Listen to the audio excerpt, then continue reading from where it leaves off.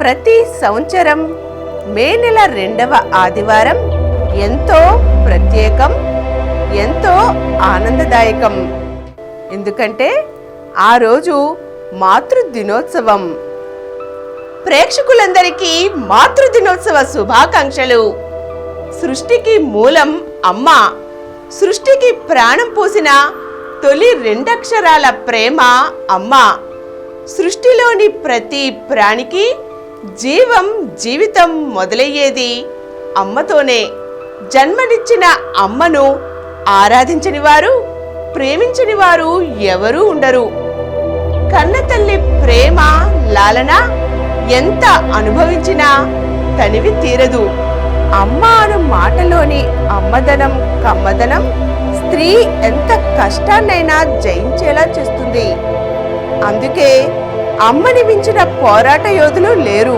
వంటిలోనే ప్రయోగశాలగా మార్చి కొత్త కొత్త రుచుల్ని ఆవిష్కరించి పిల్లల పోషణకై తప్పించే సైంటిస్ట్ అమ్మే. సెలవు రోజులు, పదవీ విరమణ లేని కార్మికురాలు అమ్మ. ప్రతి స్త్రీమూర్తి మాతృమూర్తిగా తన జీవితం ధన్యం చేసుకోవాలని తప్పించిపోతుంటుంది. తన బిడ్డను అక్కున చేర్చుకుని మురిసిపోయే రోజుకై ఎన్నో కలలు కంటుంది. పిల్లలను లాలించి, పాలించి, ముద్దాడి పెద్దవారిని చేసి వాళ్ళు వారి కుటుంబాలకు పెద్దలైనా ఇంకా వాళ్లను పసివాళ్లుగానే చూస్తుంది. అందుకే అమ్మైక లేని రోజు మన బాల్యం కూడా మాయమైపోతుంది. అమ్మ నువ్వు చక్కగా పుట్టాలని తను ఎక్కువగా తింటుంది. నువ్వు పుట్టాక నీకు పెట్టడమే తన పని అనుకుంటుంది. నీ కడుపు నిండితేనే తనకు తన ఆకలి గుర్తుకు వస్తుంది. అమ్మ ఉన్న చోట ఆకలికి చోటు లేదు. అమ్మ ఉన్నంత వరకు బిడ్డకు ఆకలి అంటే ఏమిటో తెలియదు. అమ్మ ప్రేమ ఎవరినైనా మరిపించగలదు, కానీ అమ్మను ఎవరూ మరిపించలేరు. మచ్చలేని మమకారానికి అరుదైన రూపం అమ్మ. అమ్మ ప్రేమ ఎందుకంత అమృత తుల్యమైనదో తెలిపే కథ ఒకటి చూద్దాం. పూర్వం జపానులో ఒక చిత్రమైన పద్ధతి ఉండేదట. వయసైపోయి తమ పని కూడా తాము చేసుకోలేని తల్లిదండ్రులను తీసుకుపోయి ఎత్తైన కొండ ప్రాంతాల్లో వదిలి వచ్చేవారట పిల్లలు.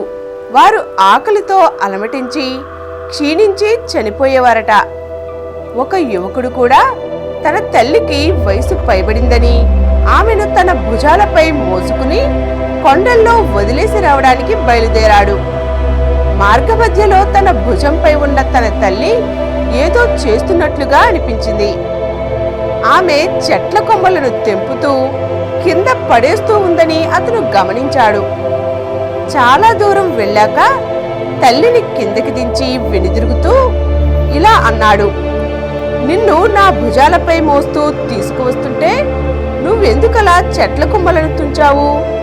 నీకు కోపమా అని అడిగాడు.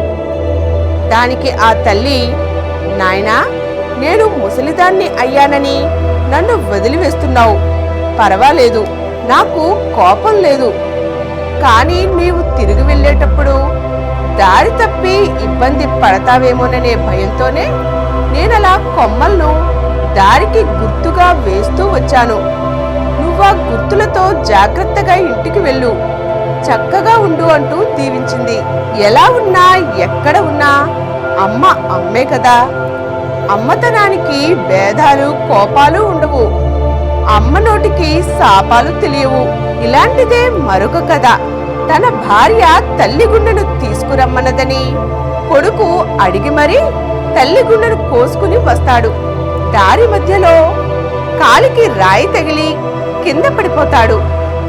ఇంతలో అతని చేతిలో ఉన్న ఆ యువకుని అమ్మగుండ బాబు జాగ్రత్త అంటూ పలవరించిందంట.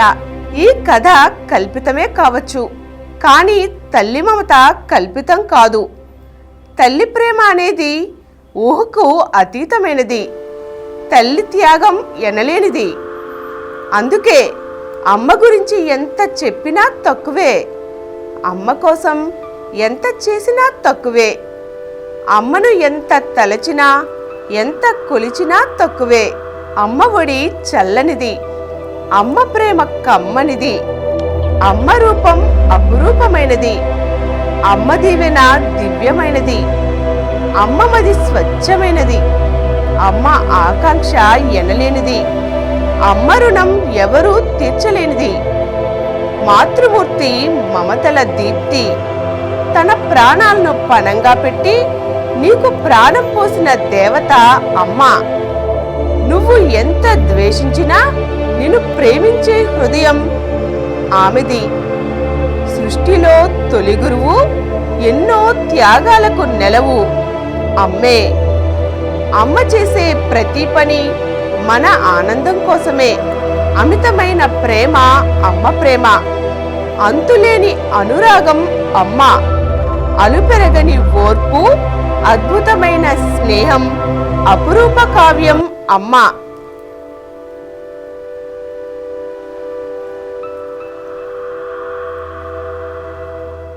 ఒక్క మన భూమి మీద తప్ప మరి ఇతర 8 గ్రహాలలోనూ జీవం లేకపోవడానికి కారణం అక్కడ వాతావరణం లేకపోవడమే అంటారు శాస్త్రవేత్తలు.